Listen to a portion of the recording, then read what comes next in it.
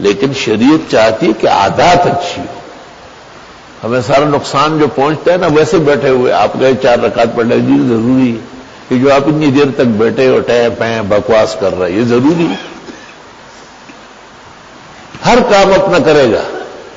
پیشاب پخانے کے لیے جائے گا 1.25 گھنٹہ لگا دے گا جیسے بھینس فارغ ہونے گئی. کہتے مرد کا وضو و طہارت اور عورت کا غسل آنن فانن جیسے بجلی کا کرنٹ کہ کوئی دیکھ نہ لے.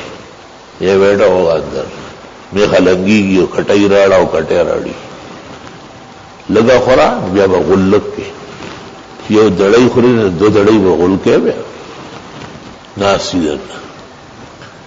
اور غزالی نے احیاء میں لکھا ہے استاد محترم نے شرح ترمذی میں کہ طہارت خانے میں دیر لگانا 100 بیماریوں کی وجہ ہے. ذہن گندا ہو جائے گا پلیت ہو جائے گا. وہاں کوئی اچھی سوچ نہیں ہوتی خراب سوچ.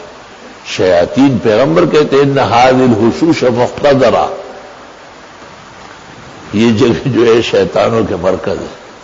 جنات حافظ میرے ساتھ صبح سے چڑ چاڑ کر رہا ہے حالانکہ ان کا بڑا جو ہے وہ بڑا شاگرد و مرید ہے.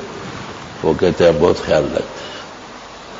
آج میں نے اس کو گلہ کیا جو ادھر چشمہ گم کیا ادھر پنکھا بند کیا تاکہ سورہ مریم نہ پڑی. یہ کوئی طریقہ ہے اب ہاں وہاں